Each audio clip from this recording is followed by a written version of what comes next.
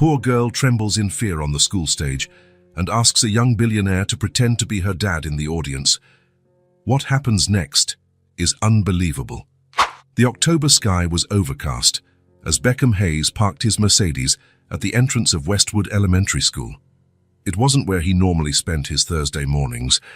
The small and red brick school, with its rusted swing sets and simple glass windows, felt a world away from the skyscrapers where he usually closed deals. Beckham adjusted his navy blue tie and took a deep breath. At 32, he had built a tech empire that placed him among the country's wealthiest men. But unlike other billionaires who graced magazine covers, Beckham preferred anonymity. His clothes were expensive but understated. His face, though handsome, rarely smiled in public. The heels of his Italian shoes echoed across the rain-slicked parking lot. A security guard opened the school door with a respectful nod. Beckham hadn't brought any assistants or public relations staff. He preferred to handle the philanthropic side of his business personally and discreetly. "Mr. Hayes, what an honor to have you." Principal Andrews was waiting for him at the entrance, her small miser-wrinkled hands gripping his with exaggerated enthusiasm. She was a woman in her 60s, with a strand of faux pearls and a navy blue suit faded from wear. "Your foundation has saved our school. We wouldn't have been able to continue without your help." Beckham just nodded, uncomfortable with the gratitude. "It's just the right thing to do." The principal guided him through hallways decorated with children's drawings and colorful letters. The linoleum floor shone, freshly waxed. Children ran back and forth, some stopping to stare at the tall man in a suit who seemed out of place in this environment. "Yeah, the third-floor classrooms were unusable because of the leaks," the principal explained as they walked. "And our library only had donated books, many of them too old. Your funds are changing these children's lives." Beckham watched the curious faces of the little ones peeking at them from classroom doors. They were children from different backgrounds, but all with the same look of curiosity that only childhood possesses. Something in their gazes bothered him, perhaps because he himself had never had a normal childhood. "Do they know who you are?" he asked as they climbed a narrow staircase. "They know someone is helping the school. But we've kept your name confidential as requested," the principal replied. "Although I believe these children deserve to know who their hero is." "I'm nobody's hero," Beckham answered automatically. "I'm just fulfilling my social responsibility." In the principal's office, Beckham handed over the envelope with the check. He didn't like ceremonies or photos. He just wanted to make the donation and return to his world of glass and steel. $200,000, he said, placing the envelope on the worn wooden desk. "It should cover the roof repairs and the new library." The principal opened the envelope with trembling hands, and her eyes filled with tears. "This is more than we asked for. Much more. The children deserve a safe place to learn," he replied simply. The principal put the check in a drawer and smiled. "A talent show is about to start in the auditorium. Would you like to stay and watch? The children would be honored to have our benefactor present." The question caught him off guard. Beckham almost refused automatically. His schedule rarely had room for events like this, but something in the principal's hopeful gaze made him hesitate. "All right," he conceded, surprising himself. The principal seemed genuinely surprised and happy. "Wonderful. It's an annual tradition. The children have been rehearsing for weeks." She led him down another hallway until they reached a simple auditorium. It was nothing like the opera houses and concert halls Beckham frequented in his rare leisure hours. The stage was small, the curtains were frayed at the edges, and the plastic chairs were the cheapest kind. But there was something about the atmosphere that felt more authentic than any charity gala he had ever attended. The small auditorium was packed with enthusiastic parents, cameras and phones in hand. Mothers made last-minute adjustments to bows. Fathers tested their video settings. The air was thick with anticipation and pride. Beckham found an empty seat in the last row, where he hoped to go unnoticed. The noise of conversations and laughter was different from the respectful silence of the boardrooms he was used to.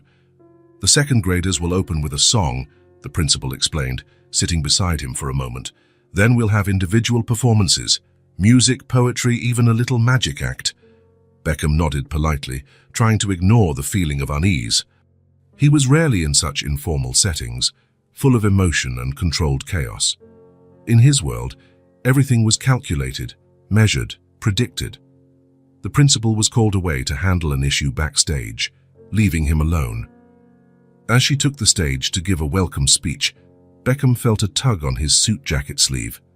Looking down, he saw a little blonde girl, no more than 5 years old, with large, teary blue eyes. There was something in that look that made him forget everything else. He crouched down to her level. "Are you okay?" he asked with a gentleness he didn't know he possessed. The girl clutched a small worn-out teddy bear to her chest. Her light blue dress had bows on the sleeves and a small juice stain on the hem. Her blonde hair was in a messy braid, with loose strands framing her face. "I'm scared," she whispered, her lips trembling. "My mommy isn't here yet." Beckham looked around. The auditorium was full of families, all focused on their own children. This little one seemed to be the only one alone. "What's your name?" he asked. "Ellie," the girl replied, rubbing an eye with her free hand. "Ellie Morris." "I'm sure your mum will be here soon, Ellie," Beckham said, trying to sound reassuring. Little Ellie shook her head. "She works far away. Sometimes she gets stuck at work." Her blue eyes fixed on his. "I have to dance soon. I don't want to go on alone." Beckham felt a pang in his chest seeing the fear in the girl's eyes. All the other children had someone cheering for them. This little one was completely alone. A teacher with graying hair passed by, noticed Ellie, and approached with a concerned expression. "Ellie, dear, has your mother not arrived yet?" "She called and said she was on her way." "No," the girl mumbled, hugging her teddy bear tighter. The teacher looked at Beckham with curiosity. "Sir, are you related to Ellie?" Before he could answer, Ellie spoke in a small but determined voice. "He's my new friend." The teacher smiled, but she still looked worried. "Well, we need to get ready." "You're the 5th performance, Ellie. Shall we go backstage?" The little blonde girl looked at Beckham with growing desperation. Her blue eyes pleaded for something he didn't fully understand. After a pause that seemed to last an eternity, Ellie asked the question that would change everything. "Can you pretend to be my daddy?" Something strange happened in Beckham's chest. A warm, unfamiliar sensation spread through him, as if a long-shut compartment had been opened. For a moment, he forgot who he was. The ruthless CEO, the cold strategist, the lonely billionaire. He looked directly into Ellie's sincere blue eyes. In them there was no judgment or expectation, only pure hope. "Of course," he replied, surprised by the firmness in his own voice. "I'm here." The smile that lit up the girl's face was like a sunbeam breaking through dark clouds. She took his hand without hesitation. "Come on, I have to get in line behind the stage," she exclaimed, pulling him with a surprising strength for someone so small. The teacher looked confused, but didn't question it as Beckham stood up and allowed the girl to lead him. "You are?" "A friend of the family," he replied, without elaborating.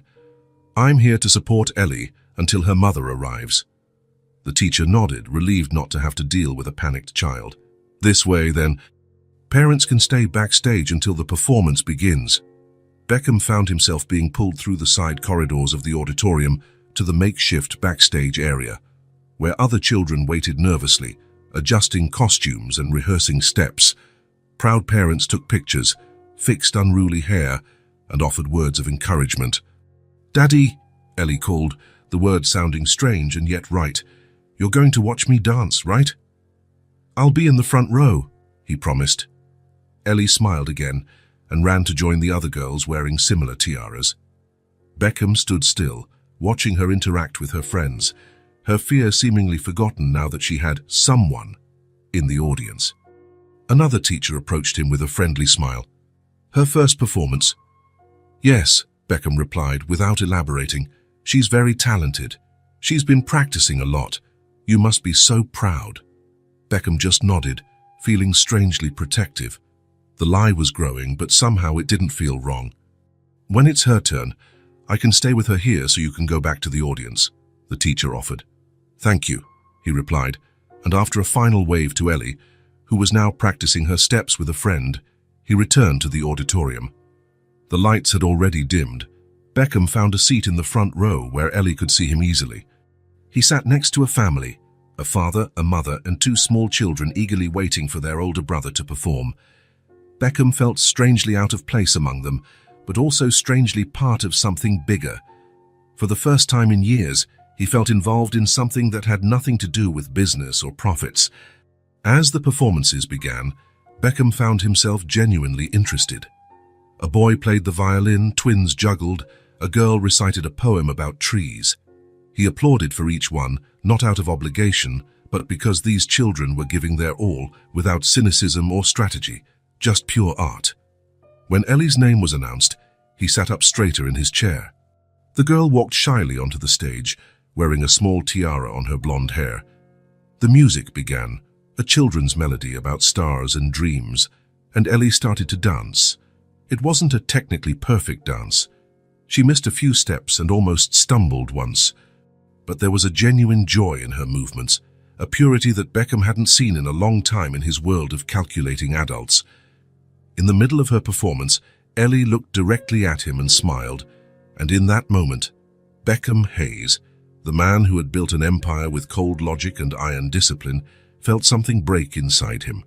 It wasn't pain, but an opening, as if an invisible wall had crumbled. He smiled back, a real smile, not the polite one he offered in business meetings. He felt a lump in his throat and an unfamiliar warmth in his chest.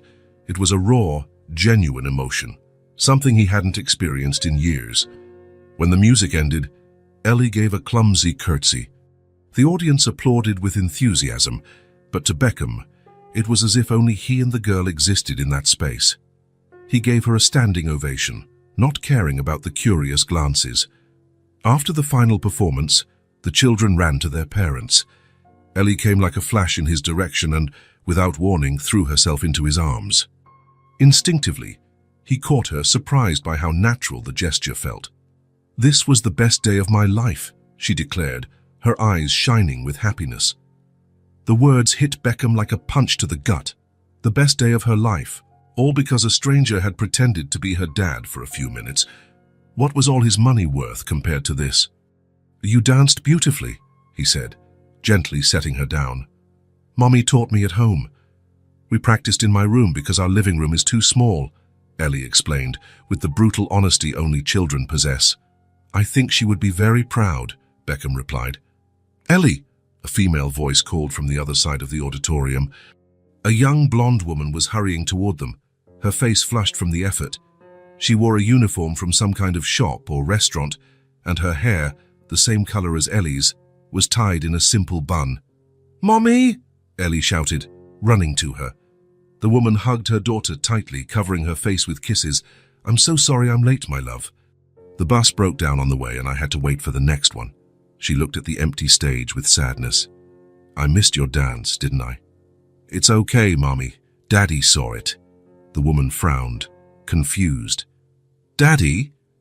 Ellie pointed to Beckham, who stood motionless, unsure how to react. "That man over there! He was my daddy today." Ellie's mother looked at Beckham with a mixture of confusion and gratitude. She approached him, holding her daughter's hand. I don't know how to thank you," she said, her voice low and embarrassed. "Ellie doesn't have a father and I'm sorry if she bothered you." "She was no bother at all," Beckham replied sincerely. "Your daughter is special." The woman smiled, a tired but genuine smile. "Yes, she is." She extended her hand. "Marissa Morris." "Beckham Hayes," he replied, shaking her hand. It was a calloused hand, the hand of someone who worked hard. Recognition flashed in her eyes when she heard the name. From the donation to the school." He nodded, uncomfortable with the recognition. "We should go," Marissa said after a moment of awkward silence. "I have another shift in an hour. Come on, Ellie." "Bye-bye. Pretend Daddy," Ellie said, waving. "Goodbye, Ellie," he replied, feeling a strange reluctance to see her leave. He stood there, watching mother and daughter walk across the auditorium hand in hand until they disappeared through the door. The place was almost empty now, just staff cleaning up the trash left by the audience. Principal Andrews approached him. "Thank you for staying, Mr. Hayes. It meant a lot to our children. It was different than I expected," he admitted. "Children have that power, don't they? To surprise us," The principal smiled. "I saw you with little Ellie. She's one of our special cases. Single mother, difficult financial situation, but a bright child." Beckham nodded, not knowing what to say. "Well, I won't take up any more of your time," the principal concluded. "I'm sure you have important commitments." "Yes," he replied automatically, although for the first time in a long time, his important commitments seemed empty compared to what he had just experienced. When he finally got back to his car, Beckham sat in the driver's seat and remained still, his hands on the wheel but without starting the engine. The silence that once brought him comfort now felt empty. In his mind, the image of Ellie dancing, smiling at him, calling him Dad, even if it was pretend, replayed over and over. In his chest, that strange feeling persisted. "I've never felt so important to someone," he murmured to the empty car. He started the engine and pulled out of the school's parking lot. But instead of heading to the office as planned, Beckham just drove aimlessly, trying to understand what had changed inside him on that ordinary Thursday morning. For 3 days, Beckham couldn't get Ellie out of his head. Those blue eyes and the pretend daddy echoed in his mind during important meetings, calls with investors, and even during his solitary dinner in his penthouse apartment. The following Thursday, he cancelled 2 meetings, something unheard of in his meticulously planned schedule. His assistant, Caroline, almost dropped her tablet when he announced, "I'll be unavailable this afternoon. Personal matters." Caroline, who had worked with him for 5 years, couldn't hide her surprise. In half a decade, Beckham Hayes had never cancelled a commitment for personal matters. For him, the company was his personal life. "Is everything all right, sir?" she asked, concerned. "Perfectly fine," he replied, already grabbing his jacket. "Just reschedule the appointments." He dressed more casually than usual, dark pants and a blue shirt without a tie. He thought about buying a gift for Ellie, but realized he didn't know what a 5-year-old girl would like. He opted for something more practical. Arriving at Westwood Elementary School, he parked his car and took a deep breath. On the passenger seat was a box of high-quality art supplies, imported colored pencils, markers, special drawing paper, and even a small watercolor kit. If Ellie liked to draw, she would have the best materials. Principal Andrews nearly fell out of her chair when she saw him walk through the front door. "Mr. Hayes, what a wonderful surprise. Did you come to check on the roof repairs?" "They've already started on the east wing and—" "Actually," he interrupted politely, "I came to see if I could volunteer today." The principal blinked several times, as if she needed to process the information. "Volunteer? You mean in the classrooms?" "If possible, yes. Specifically in Ellie Morris's class." A smile of understanding appeared on the principal's face. "Ah, I see. She really made a strong impression on you, didn't she? Ellie has that gift. She's a special child." "I just thought I could be useful," Beckham replied, uncomfortable with the idea of analyzing his own feelings. Of course, the principal nodded. "Ellie's class is with Mrs. Parker, room 104. They're just finishing up art time now." With the box of supplies under his arm, Beckham walked down the hall. Children ran back and forth, some stopping to look at this unknown man who was clearly not a teacher or a parent. He felt like an intruder, but he kept walking. Room 104 had its door open. Inside, about 20 children were sitting at small round tables, drawing and painting with concentration. Mrs. Parker, a middle-aged woman with colorful glasses, moved among the tables, offering praise and suggestions. Beckham stopped at the door, suddenly hesitant. What was he doing here? What madness was this for a billionaire CEO to drop everything to visit a child he barely knew? Before he could reconsider, Ellie looked up from her drawing and saw him. Her face lit up with a smile that made all of Beckham's discomfort vanish instantly. "You came back," she exclaimed, standing up so quickly she nearly knocked over her chair. All the children and the teacher looked toward the door. Beckham felt exposed, as if on a stage without knowing his lines.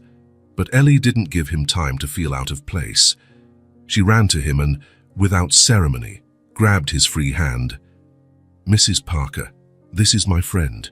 He was my daddy at the show." The teacher approached with a polite smile but curious eyes. "Welcome to our classroom, Mr. Beckham Hayes," he replied, extending his hand. Principal Andrews allowed me to visit as a volunteer today. Recognition shone in the teacher's eyes. Mr. Hayes from the donation. Of course, you are most welcome. She turned to the class. Children, we have a special visitor today. Mr. Hayes is going to help us with our art activity. Some children waved shyly. Others stared at him with open curiosity. One boy raised his hand and asked bluntly, "Are you rich?" "Timothy," the teacher scolded. "It's all right," Beckham said. He looked at the boy and answered honestly, "I have more money than I need. That's why I'm helping your school." The answer seemed to satisfy the children, who soon returned to their activity, all except Ellie, who still held his hand as if afraid he would disappear. "I brought something for the class," Beckham said, showing the box to the teacher. "Art supplies." Mrs. Parker's eyes widened when she saw the contents of the box. "This is very generous, Mr. Hayes. These are professional materials."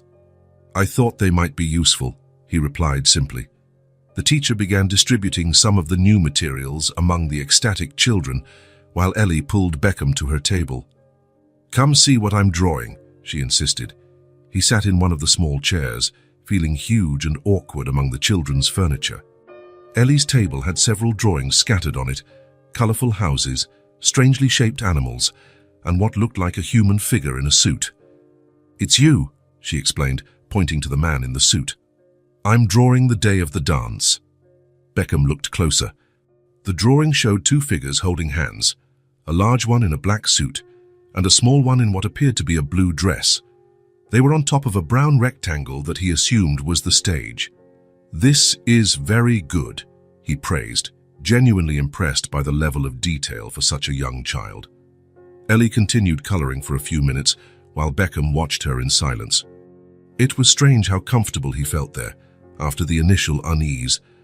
There were no expectations, no tense negotiations, no need to prove his worth, just the present moment. "Did you like performing when you were a kid?" Ellie asked suddenly, without looking up from her drawing. The question caught him off guard. No one had asked him about his childhood in years. Perhaps because everyone assumed a billionaire's life only became interesting once the money came along. "I never liked it," he replied after a pause. "I was always shy. I'd get nervous just thinking about it." Ellie nodded seriously, as if this were very important information. "I get nervous too. My heart goes like this. Thump, thump, thump, thump." She tapped her chest quickly to demonstrate. "Mine too," Beckham confessed with a small smile. "But Mommy says it's normal, that even big people get nervous." "Your mom is right." "Do you still get nervous about things?" Ellie asked, now looking directly at him. Beckham thought for a moment. "Yes, but about different things. Important meetings, difficult decisions." "What's a meeting?" she asked, pronouncing it carefully. "It's when adults sit around a big table and talk about work for a very long time," he explained. Ellie made a face. "That sounds boring." "And it usually is," he agreed, surprising himself with his own honesty. Ellie laughed, a clear musical sound that made some children at nearby tables look over. Then, with a determined air, she picked up the drawing she was making, blew on it to dry the ink, and handed it to Beckham. "I made this for you, because now you're my friend." Beckham took the drawing carefully as if it were a valuable document. In a way, it was. No one had given him something so sincere in, well, maybe ever. "Thank you, Ellie. I'll keep it safe." "Promise you won't lose it?" "I promise." Mrs. Parker clapped her hands to get the class's attention. "Time to put away your supplies, children. Let's get ready for recess." A collective excitement rippled through the room as the children packed pencils and papers into their backpacks. Ellie took Beckham's hand again. "Come see my cubby before we go to recess." She led him to the back of the room, where each child had a small personalized space, a combination of a locker and a bulletin board. Ellie's was easy to spot, colorful, full of drawings and small trinkets. "This is my special place at school," she explained with pride. "It's all mine." Beckham observed Ellie's small personal space. There were drawings taped up with slightly yellowed tape. One showed what looked like Ellie and a woman who must be her mother, holding hands in front of a small house. Another showed a brown dog with an impossible smile. There were notebooks decorated with hand-drawn colorful hearts. and small toys made of folded paper, a bird, a flower, something that looked like an airplane. "This is Max," she said, pointing to the dog in the drawing. "He belonged to our neighbor, but she moved. I want a dog, but Mummy says our apartment is too small." In her corner, Ellie had created an entire world. It wasn't a world of astronomical figures, million-dollar contracts, or corporate strategies. It was a world of color, imagination, and hope. A world where dogs smiled and small houses were perfect to live in. "And this is the little boat Mommy taught me to make," Ellie continued, showing him one of the folded paper creations. "She said one day we'll put it in real water at the park lake." Beckham gently touched the small paper boat. It seemed so fragile, yet it held so many dreams. In his business world, everything was durable, permanent, built to impress and intimidate. The Hayes Technologies office occupied 10 floors of a downtown skyscraper with imported furniture, contemporary art on the walls, and panoramic views that cost millions. And there he was, crouching in front of a school locker, enchanted by a paper boat. "Your little corner is very special, Ellie," he said sincerely. "Do you have a little corner too?" she asked, curious. Beckham thought for a moment.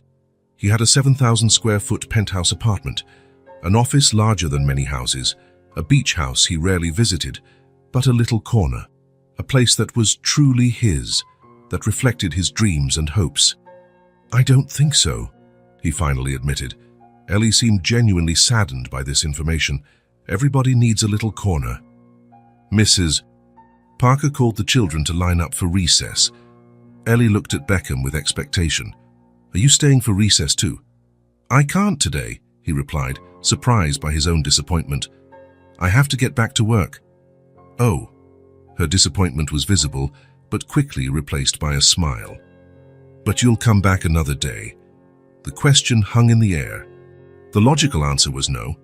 He was Beckham Hayes, CEO of Hayes Technologies, not an elementary school helper. He had a company to run, important meetings, decisions that affected thousands of people. "Yes," he replied, to his own surprise.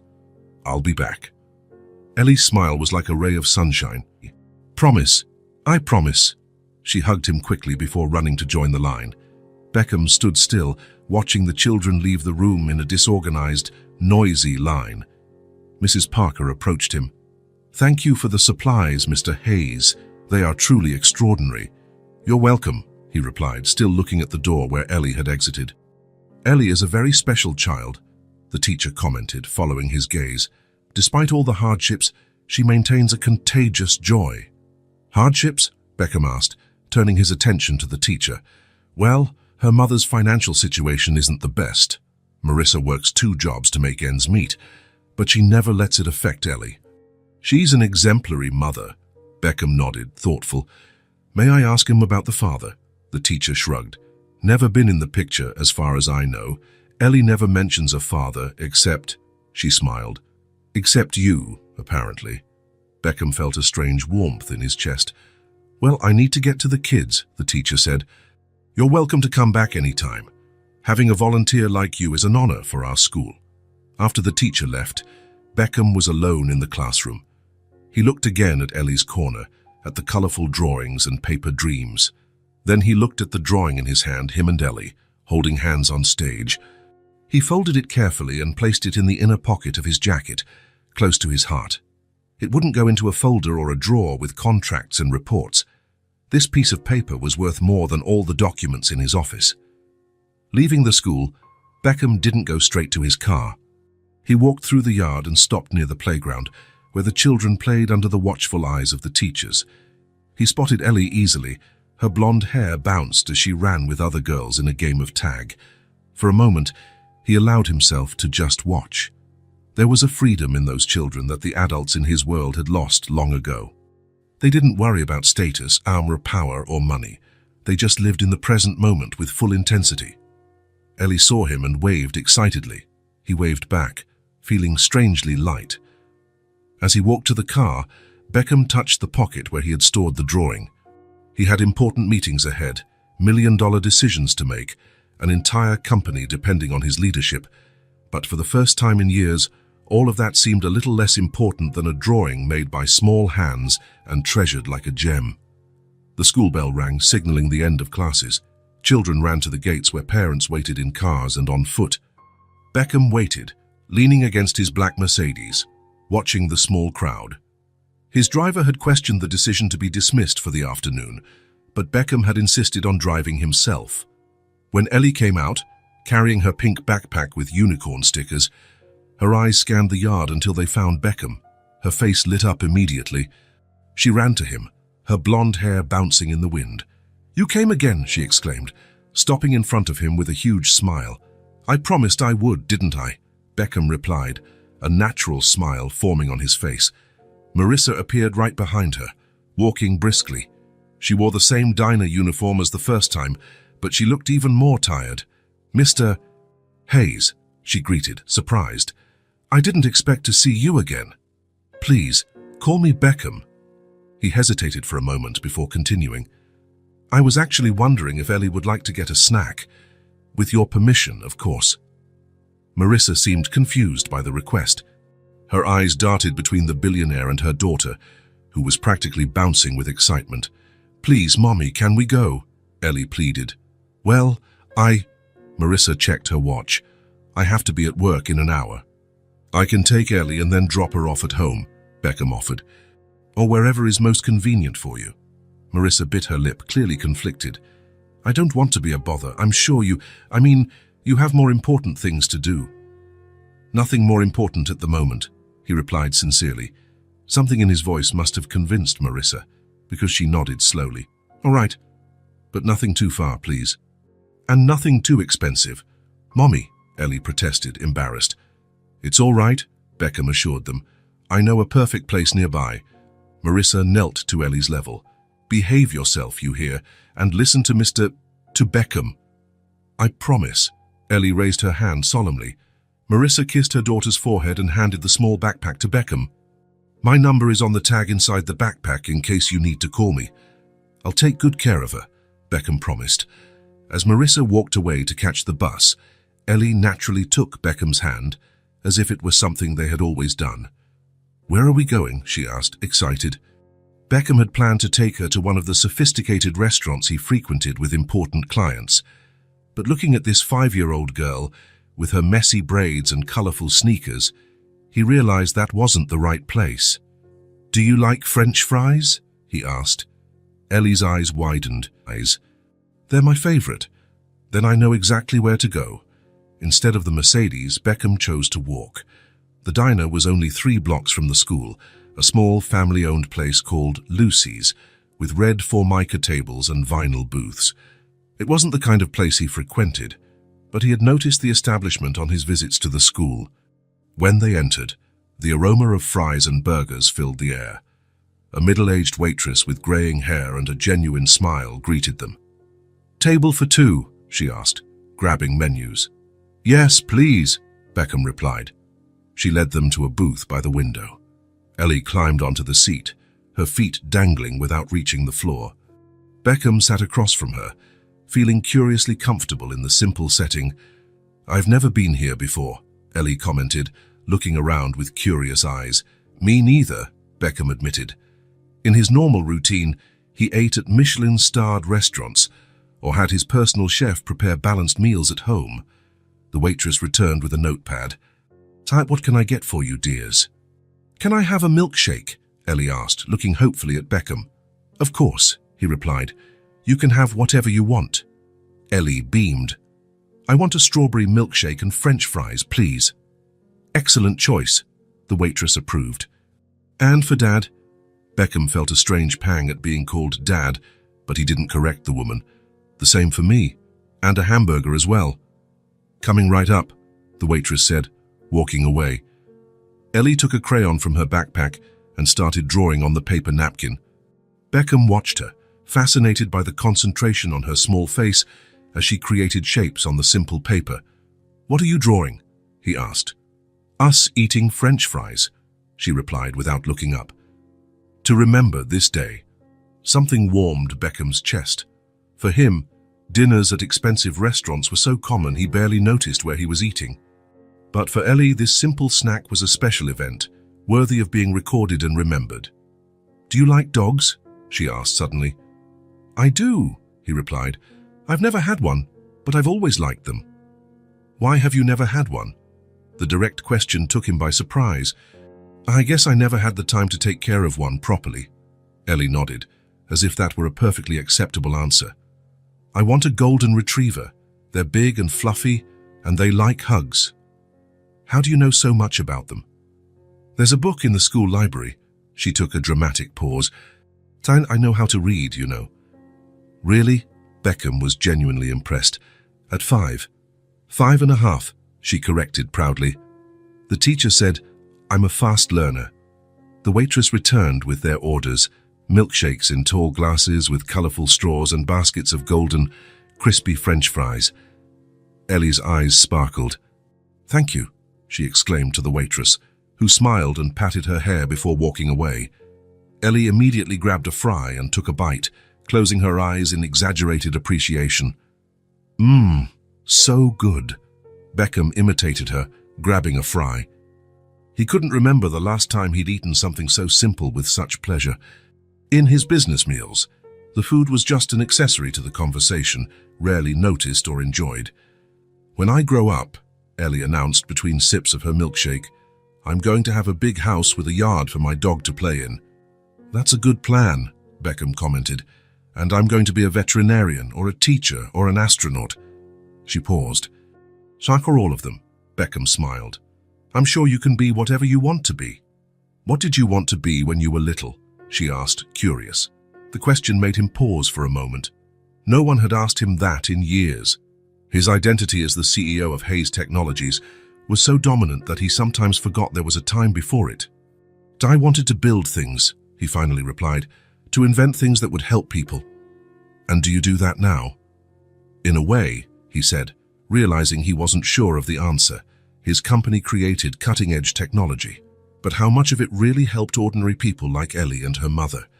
"My mommy works a lot," Ellie said, changing the subject as she dipped another fry in ketchup. "Sometimes she comes home and she's so tired she falls asleep on the couch still in her uniform." Beckham felt a pang in his chest. "That must be hard. She says it's worth it because she can buy things for me, like my colored pencils and my blue dress from the performance." Ellie took a big sip of her milkshake, leaving a pink mustache. "But I'd rather she stayed home more." There was a simple wisdom in those words that struck Beckham deeply. All his money, all his achievements, and yet he had never truly understood the value of time. Not time as a resource to be optimized, but as a gift to be shared. "Did you know the stars we see at night are super old?" Ellie continued, jumping to another topic as only children can. "Like, older than grandmas and grandpas and dinosaurs." "That's true," Beckham agreed. "Their light takes years to reach us." "Does that mean we're looking at the past when we look at the sky?" Ellie's eyes were wide with the idea. "That's exactly right." "Wow." She seemed genuinely impressed with the concept. "You know a lot of things." "Not as much as I think I do," he admitted, surprising himself with his own honesty. They continued eating and talking. Ellie jumped from topic to topic, from stars to her favorite doll, from her teacher to an ant she saw in the park. Beckham listened to it all, answering her questions, laughing at her innocent observations. For the first time in years, perhaps for the first time in his adult life, Beckham wasn't thinking about the next appointment, the next goal, the next contract. He wasn't calculating values or planning strategies. There was no hidden agenda, no objective to be achieved. He was simply present, without control, without commercial purpose, just being there. The afternoon sun streamed through the window, creating a golden halo in Ellie's blonde hair, as she excitedly talked about her friend Sophia, who had a shell collection. Beckham watched her, feeling something he couldn't name, a mixture of peace and fulfillment he had never experienced in business dinners or board meetings. "I think we need to go," he said finally, noticing the clock. "Your mum must be waiting." "Already?" The disappointment was evident in her voice. "We can come back another day," he promised. The smile returned to her face. "Really promise?" "I promise." As he paid the bill, leaving a tip that made the waitress's eyes widen, Beckham realized that in this simple diner, over French fries and a child's conversation, he had experienced one of the most genuine moments of his life. Ellie carefully tucked the napkin with the drawing into her backpack. "Also, I'll always remember," she explained. "I'll remember too," Beckham said. And he knew, with absolute certainty, that it was true. Ellie's small hand gripped Beckham's firmly as they walked through the neighborhood. The houses got smaller and simpler with each block they passed. The contrast with the financial district where his company was headquartered couldn't be starker. "Is this where you live?" Beckham asked, trying to keep his tone casual. "Yep, on the 3rd floor. There's a staircase because the elevator broke a long time ago." Ellie shrugged, as if living without an elevator was perfectly normal. "Sometimes Mommy gets tired of climbing, especially when she brings groceries." Beckham nodded thoughtfully. In his building, if the elevator was out of service for more than an hour, residents would threaten lawsuits. They stopped in front of a 4-story apartment building. The paint was peeling in some spots, and the front garden was more of a neglected flower bed. Still, someone had tried to add some beauty to the place. Pots with colorful flowers decorated the entrance. "Those are Mrs. Rodriguez's flowers," Ellie explained, pointing. "She lives on the 1st floor and takes care of the plants. Sometimes she lets me help her water them." Beckham observed the building, noticing details that would likely escape most people in his social position. The effort to maintain dignity even in modest conditions. The clean curtains in the windows, the organized toys in the small makeshift playground on the side. "Come on," Ellie pulled him by the hand.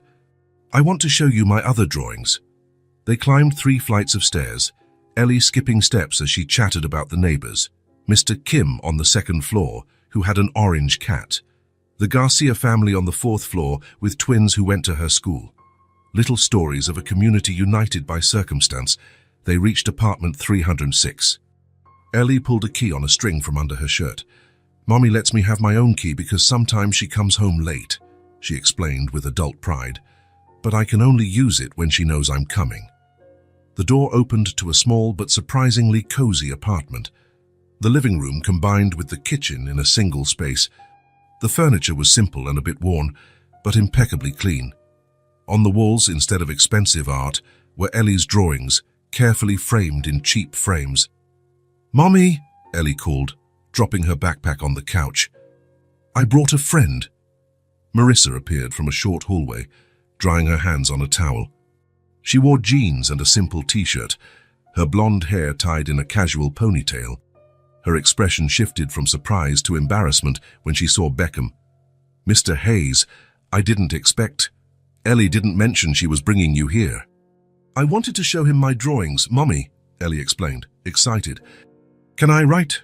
Marissa glanced around as if suddenly seeing the apartment through a billionaire's eyes. "Of course, sweetie, but Mr. Hayes must be busy and—" "Please, call me Beckham," he interrupted gently. "And I'm not busy. I promised Ellie I would see her drawings." There was a tension in the air. Beckham understood he was entering a world that was not his own. To Marissa, his presence probably represented an intrusion, a reminder of the distance between their realities. "I'll get my special album," Ellie announced, running to her room. They were left alone in the small living room. Marissa seemed uncomfortable but made an effort to be polite. "Can I offer you some coffee? Or water?"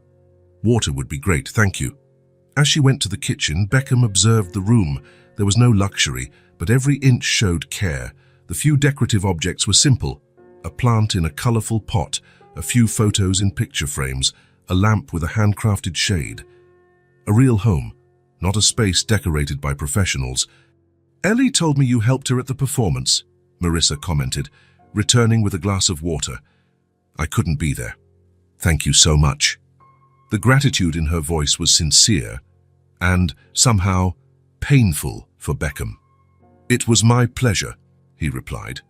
"Ellie is an incredible girl." Marissa smiled, a tired but proud smile. "Why, she is my world." Before they could continue, Ellie ran back with a large, colorful album.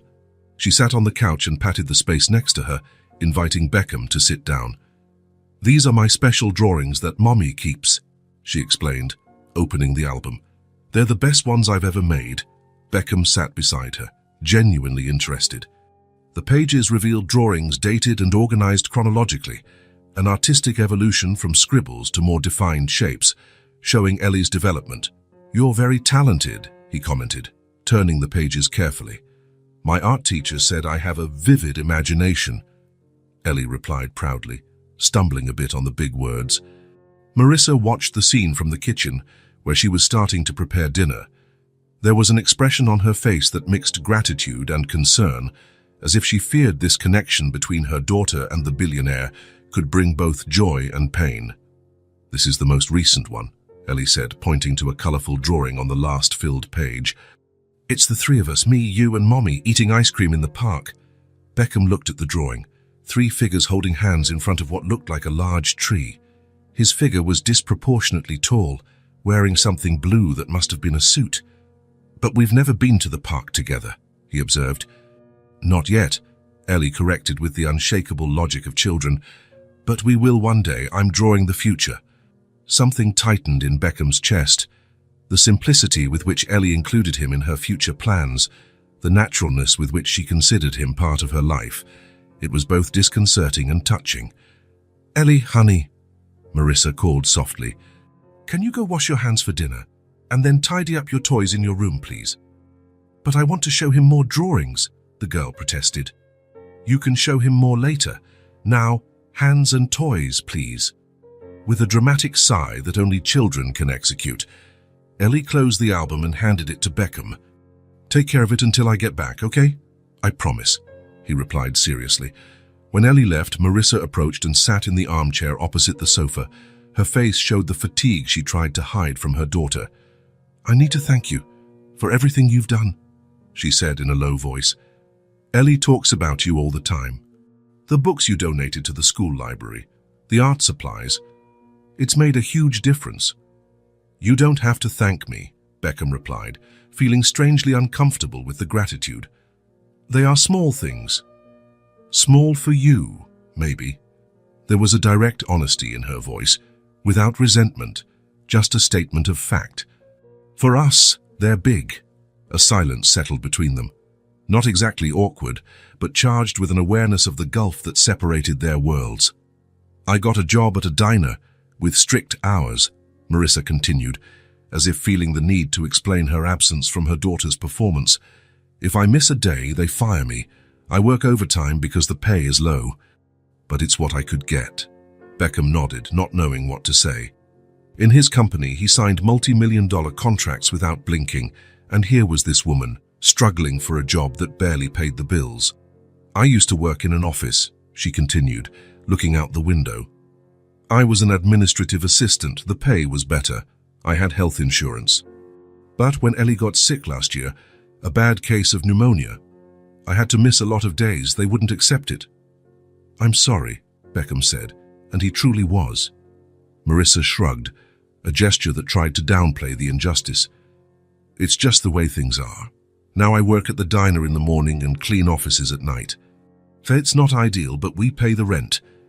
There was a dignity in her explanation that impressed Beckham. No request for help, no self-pity, just the raw reality of someone doing the best they could with what they had. "Ellie is a happy child," Marissa continued with a soft smile. "That's what matters. I try to make sure she has what she needs. Not what she wants.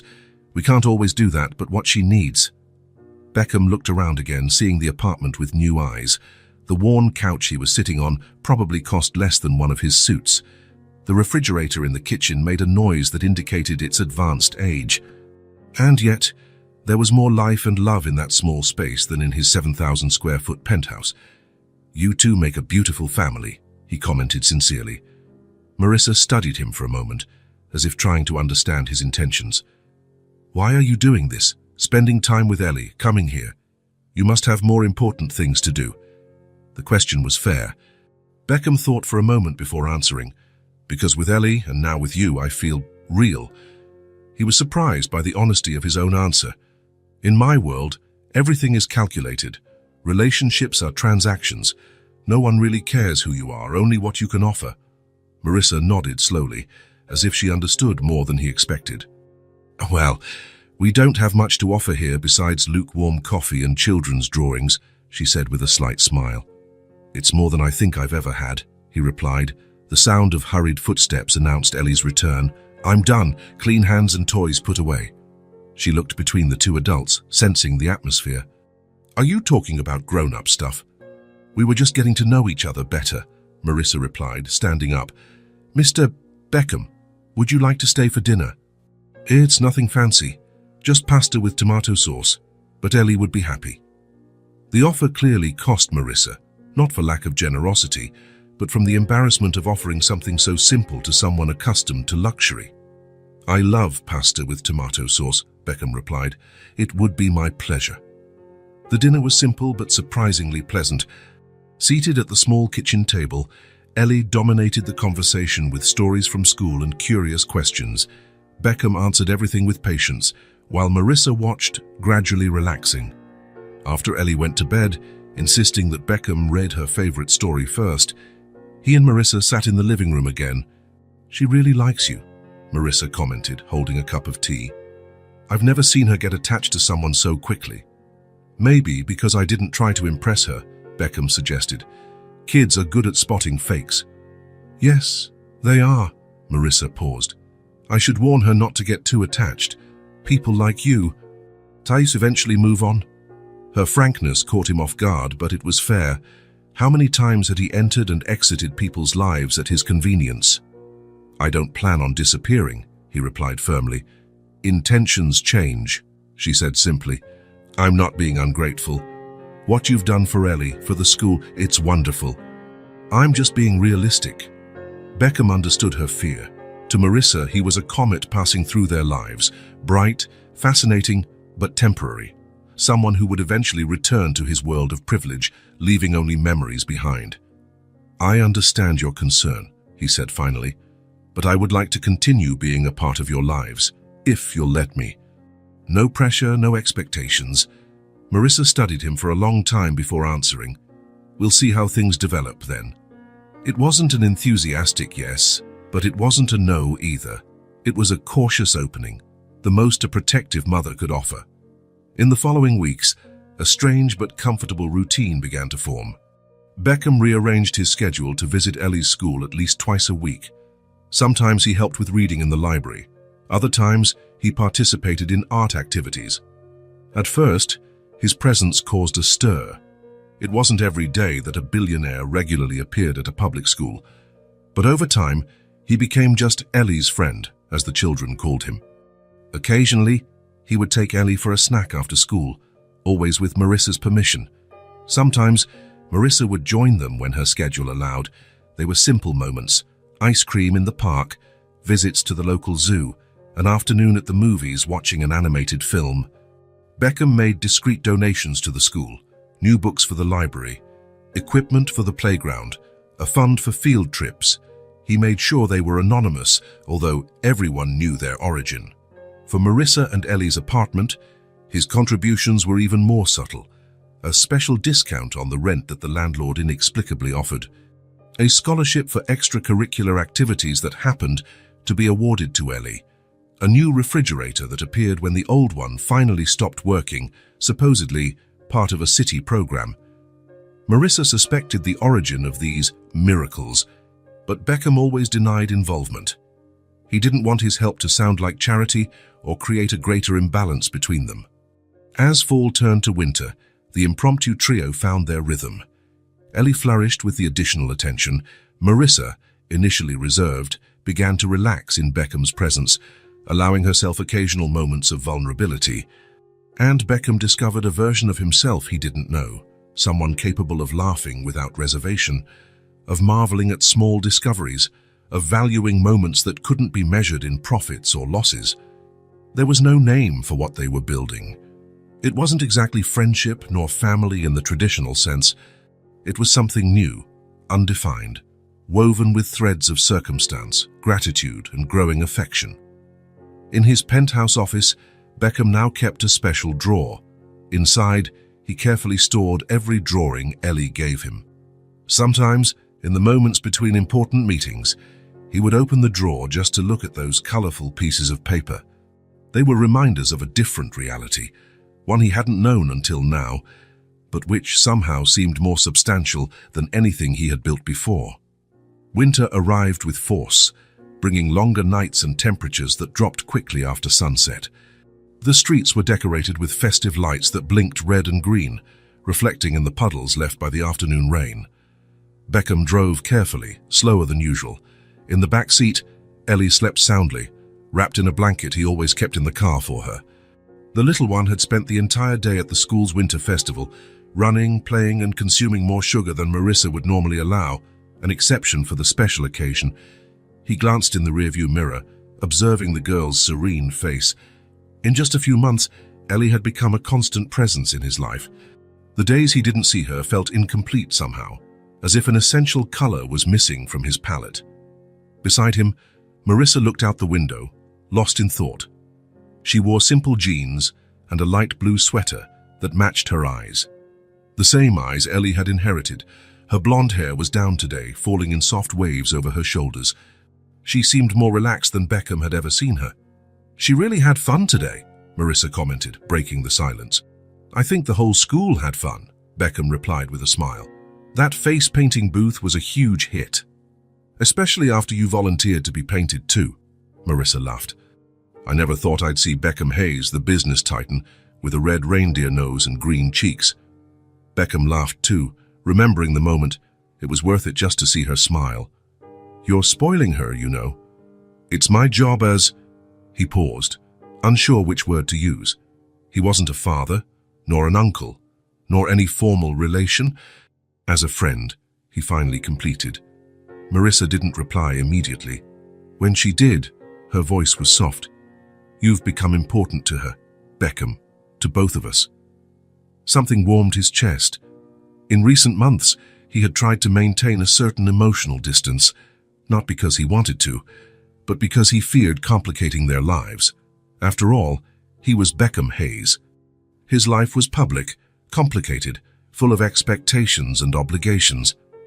"You're important to me too," he replied simply.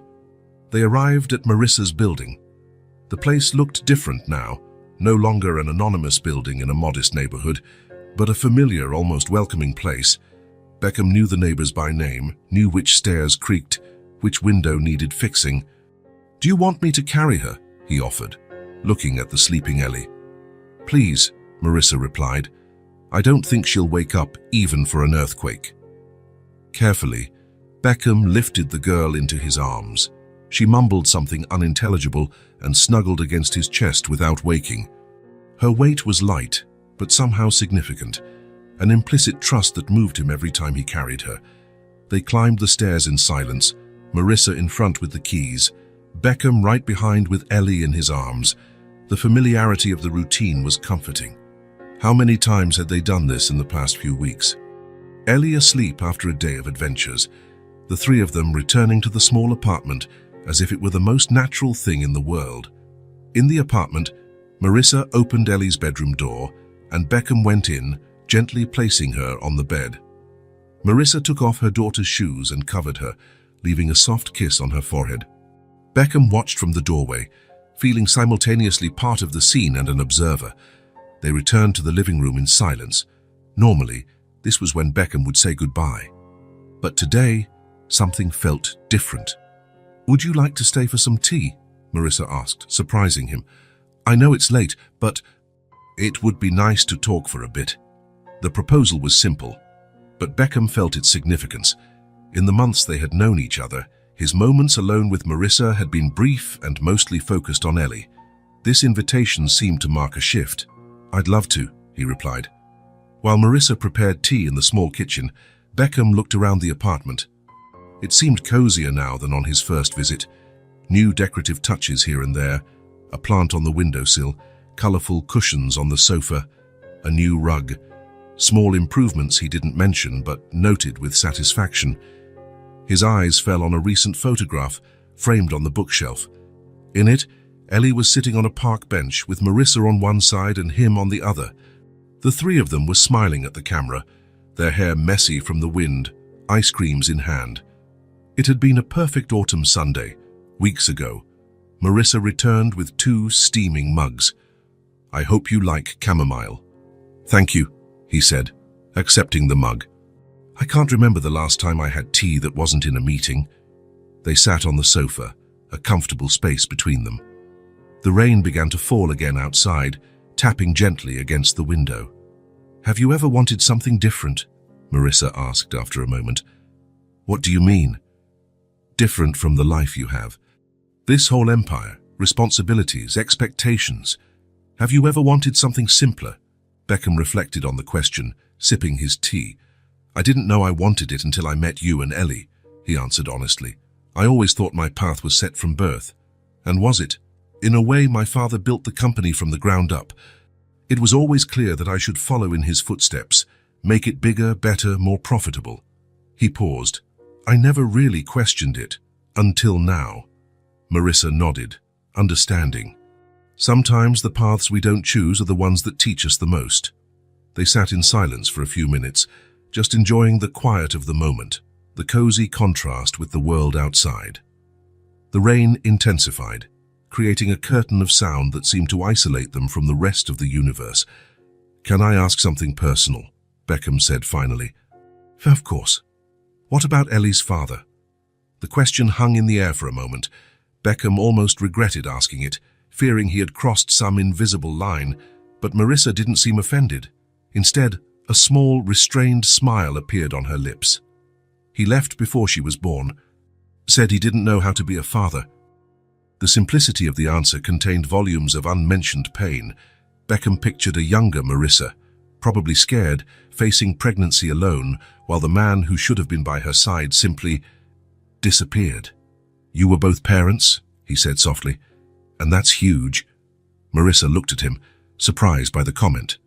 For an instant, her eyes shone with unshed tears, but she blinked them away quickly. "Thank you for saying that," she replied, her voice a little shaky. "Sometimes I wonder if I'm doing enough." "You're doing more than enough. Ellie is proof of that." Marissa smiled, grateful, and took another sip of tea. When she spoke again, her voice had a different tone, as if she had decided to share something she had held back for a long time. "You know, it wasn't always this hard for us," she began. "When I found out I was pregnant, I had a good job. It was nothing extraordinary, but it was stable. I worked in the administrative department of a large company." "Which company?" Beckham asked. "Interested." "Hayes Subsidiaries," she replied. "Ironically, a division of your family's company." Beckham felt a jolt of surprise, but let her continue. "The job was good. The pay was fair. I had health insurance, benefits. I managed to save a little during my pregnancy to prepare everything for Ellie's arrival." Marissa glanced at her daughter's closed bedroom door. "The first few years were smooth. My boss was understanding, gave me flexibility when I needed it. But then there was a restructuring, new managers, new policies. Suddenly, missing work became unforgivable, even with a doctor's note. And when Ellie was 4, she got a severe case of pneumonia." "I remember you mentioned that before," Beckham said softly. "It was terrifying," Marissa continued, her eyes now distant, reliving the memory. "She was hospitalized for 5 days. I didn't leave the hospital for a minute. When we finally came home, she still needed constant care." Marissa took a deep breath before continuing. "I called work. I explained the situation. I asked to use my accrued vacation or unpaid leave, anything. But the answer was clear.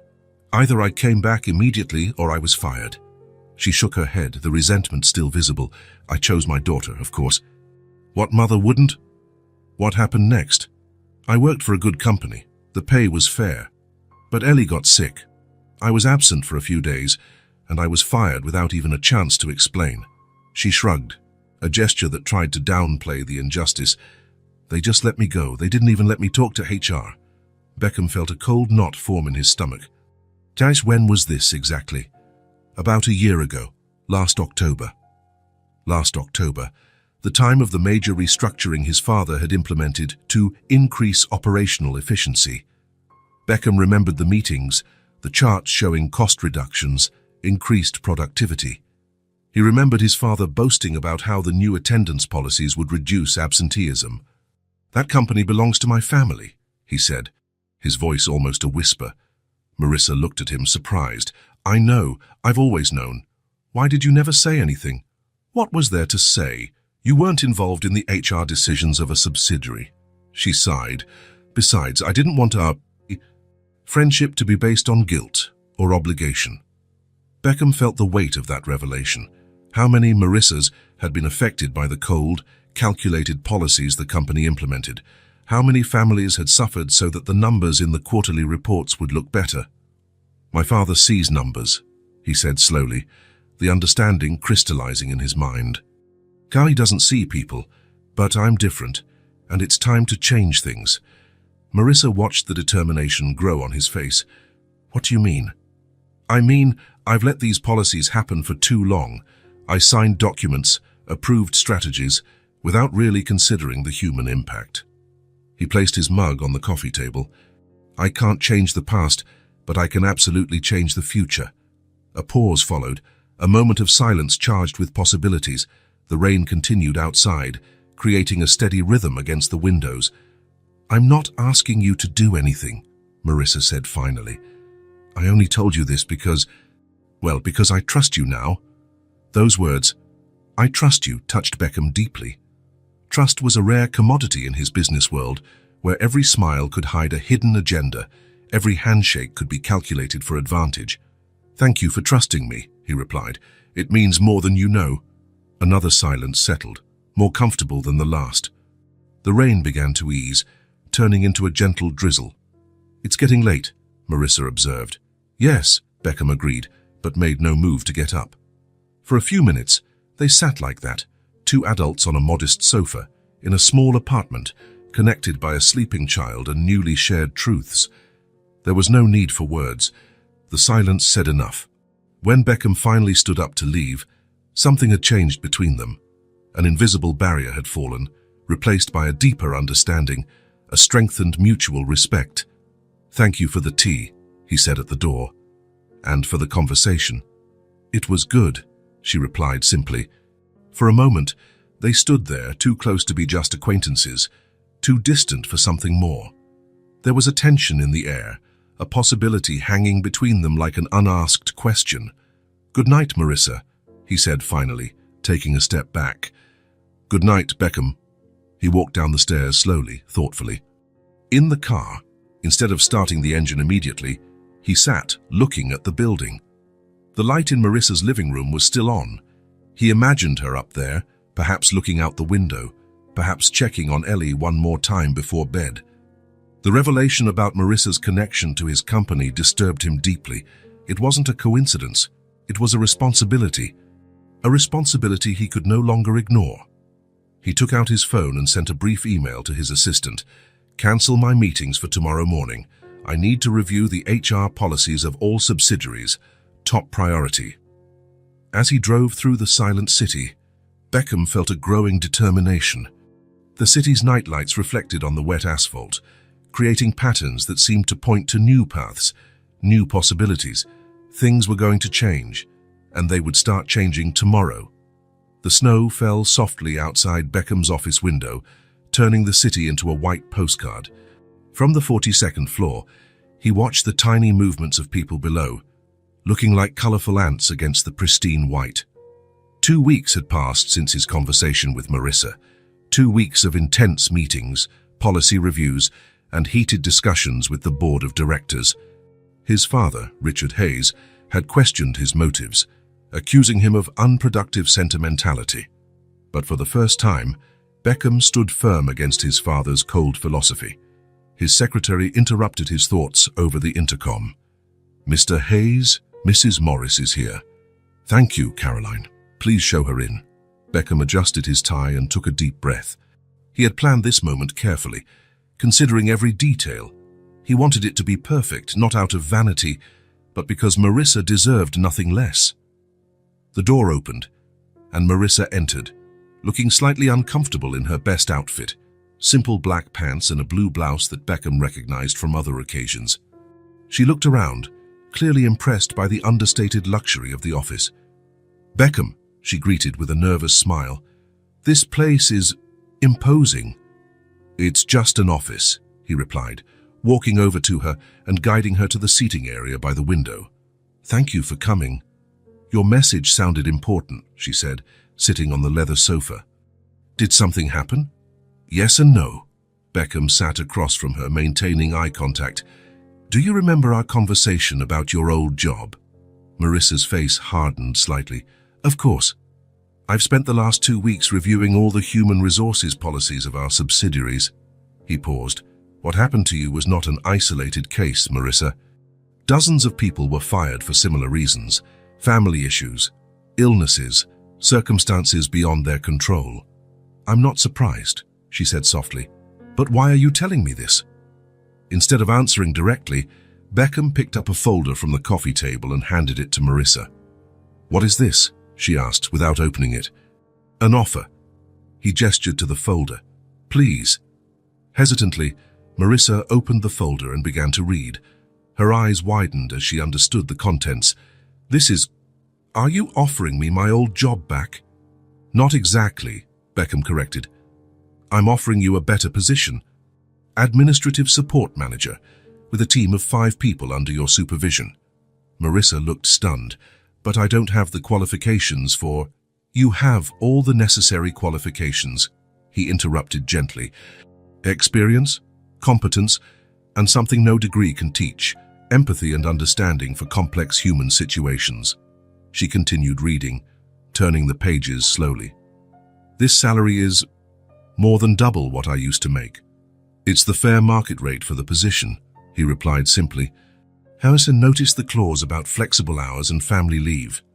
Marissa read in silence, her eyes filling with unshed tears. When she finally looked up, there was a mix of emotions on her face. Gratitude, suspicion, hope, fear. Why are you doing this, Beckham? Is it because of Ellie? Because you feel guilty somehow? He shook his head. It's not charity, Marissa. And it's not guilt. It's justice. What happened to you was wrong. I'm just correcting a mistake. And the other people you mentioned, the dozens of other cases. A small smile appeared on Beckham's lips. Each one is receiving a similar letter today. New policies, new opportunities. We are changing the way we do business. Marissa looked at the contract again, running her fingers over the words as if to check if they were real. Your job is back, but with fair pay and flexible hours. You'll be at your daughter's performances. The words hung between them, laden with promise. Marissa closed the folder slowly, saying nothing for a long moment. I need to think, she said finally. This isn't a simple decision. I completely understand, Beckham replied. Take all the time you need. The rest of the meeting proceeded in a lighter conversation. Marissa asked practical questions about the position, the department, the responsibilities. Beckham answered everything with patience and clarity.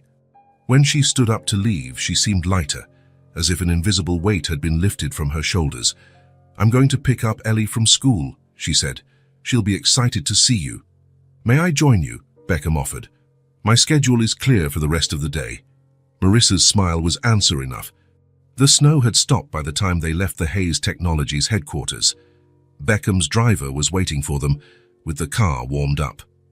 The drive to Ellie's school was quiet, with Marissa looking out the window, still processing everything that had happened. When they arrived, Ellie was waiting in the schoolyard with other children. Upon seeing the two of them together, her face lit up with a smile that seemed to brighten the entire area around her. "Mommy! Beckham!" she shouted, running toward them, her backpack bouncing on her back. "You came together!" The three-way hug that followed warmed Beckham more than any heater could. This little family he had found by chance was changing his life in ways he could never have predicted. Back in the car, Ellie chattered excitedly about her day at school, a science project about plants, a story she wrote, a new friend she had made.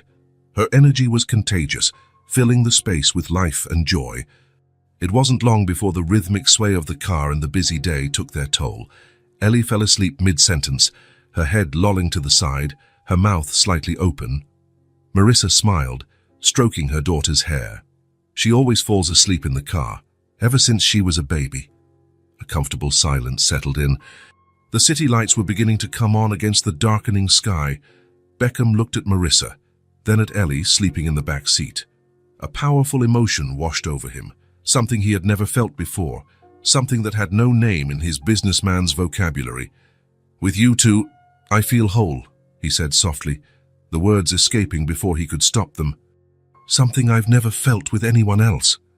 Marissa turned to him, her eyes meeting his in the car's dim light. She said nothing, but her hand found his on the seat, her fingers intertwining in a silent promise. Outside, the city continued its relentless pace. But inside that car, a new kind of peace had been found. A peace made of second chances, restored dignity, and hearts finally finding their place. Spring arrived in an explosion of color.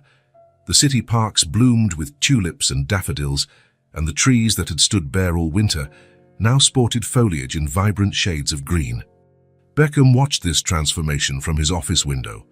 His thoughts were on a small apartment across town where a 5-year-old girl and her mother had completely changed his life. In the last few weeks, since he had offered Marissa the new job, something had shifted between them. What had begun as a chance encounter had evolved into something deeper. Marissa had accepted the position at the company, but had insisted on going through the normal interview process, refusing any special treatment. Her integrity only increased the respect Beckham felt for her. On his desk, 2 boxes awaited, a small velvet one and a larger one containing a golden key with a blue ribbon. 2 promises, 2 possible futures. Today would be the day he finally took the next step.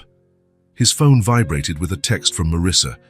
"Ellie won't stop talking about the trip to the park. She's already picked out her favorite yellow dress." Beckham smiled, feeling that familiar warmth in his chest. He replied quickly, "Can't wait to see you both." He put both boxes in his jacket pocket. Today he would know if his life was about to change forever. The Sunday sun shone brightly in the Central Park. Beckham arrived early, with enough time to set up a small picnic near the lake, a plaid blanket, a basket of snacks, and even an old guitar.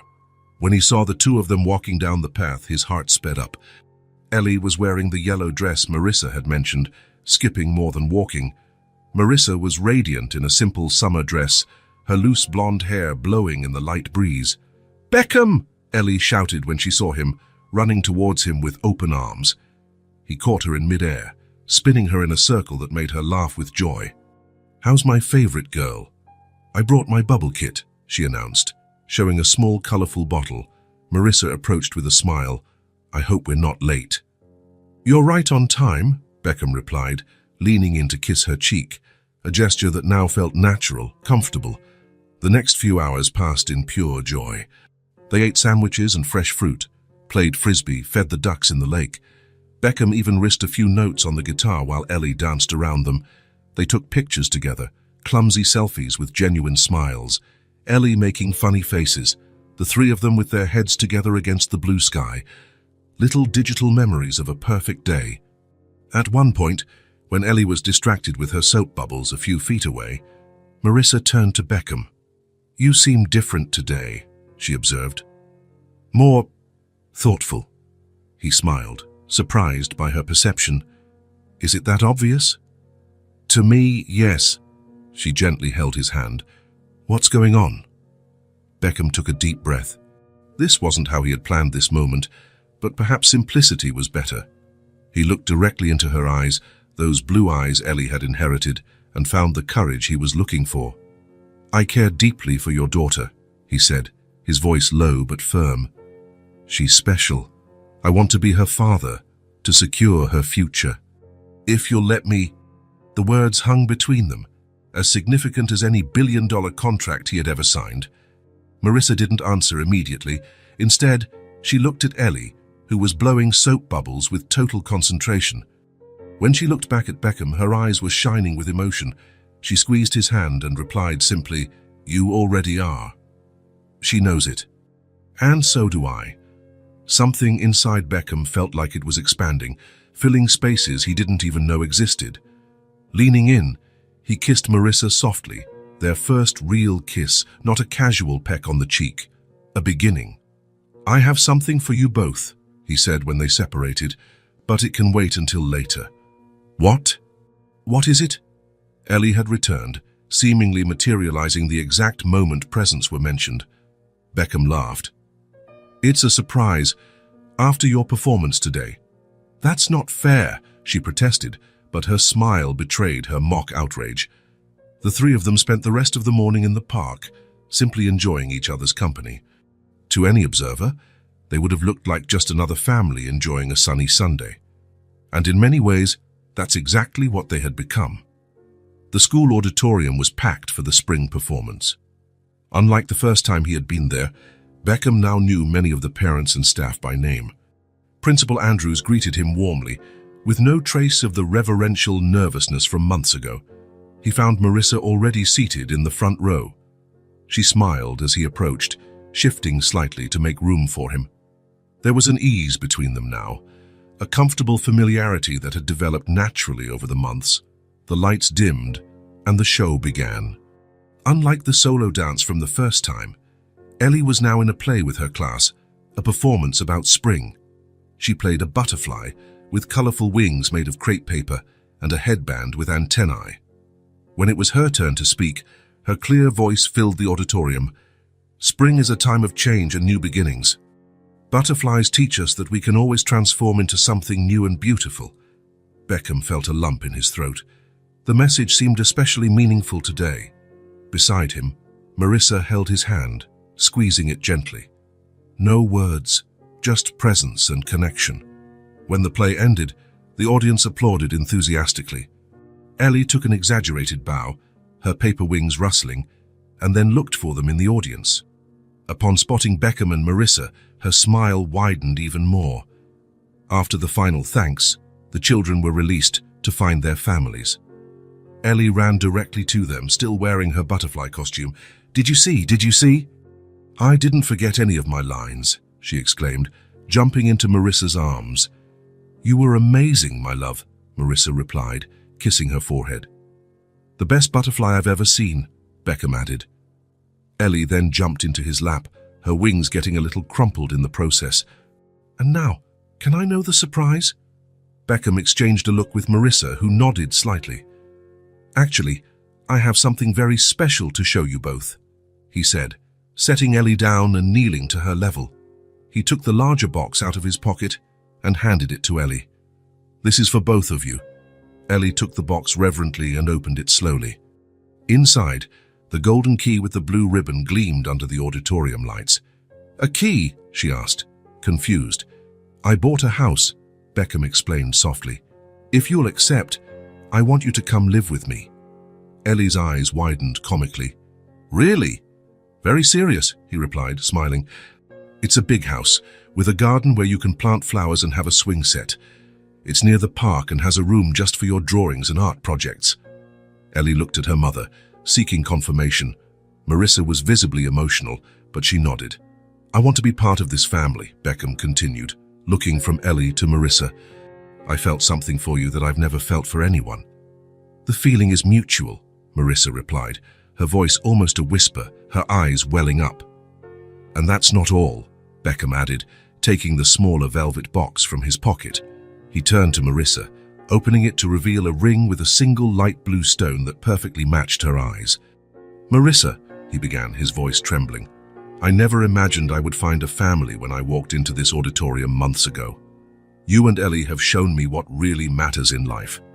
He paused. "Would you do me the honor of marrying me?" The auditorium fell silent. Marissa looked at the ring, then at Ellie, and finally at Beckham. "Yes," she replied simply, tears now streaming freely down her face. "Yes, with all my heart." Applause erupted in the auditorium as Beckham placed the ring on Marissa's finger. Ellie jumped with excitement, her butterfly wings flapping frantically. "We're going to be a real family," she exclaimed, throwing herself into a group hug. It was in that moment, as the three of them hugged tightly, that Ellie whispered the word Beckham had secretly longed to hear. "Daddy." Beckham closed his eyes, feeling the emotion overflow. A single tear ran down his face, but it was a tear of pure, unreserved joy. Principal Andrews approached, discreetly wiping away a tear. "Congratulations," she said sincerely. "Vows you make a beautiful family." "Thank you," Beckham replied, not breaking the embrace. "We really do." Later, as they walked through the school parking lot, Ellie between them holding both their hands. Beckham thought about how his life had changed. Just a few months ago, he had measured success only in terms of numbers on a spreadsheet, professional achievements, business acquisitions. Now, he understood that true success was right here, in this small, trusting hand in his, in this quiet, deep love he felt for Marissa, in this family they had formed. "Can we see the house today?" Ellie asked, skipping with every step. "Please, please." "Of course," Beckham replied. "Actually, I thought we could go there right now." "Yes," Ellie shouted, raising her arms in celebration, her butterfly wings still attached to her back. Marissa smiled at him over Ellie's head, a smile full of promise and possibilities. The ring on her finger caught the sunlight, sending little dancing reflections around them. In the car, Ellie quickly fell asleep in the back seat, exhausted from the day's excitement. Marissa glanced at her in the rearview mirror, her face softened by motherly love. "She never calls anyone Dad," she said softly. "Not even as a joke." "I know how much that means," Beckham replied, equally moved. "I promise I'll never let her down.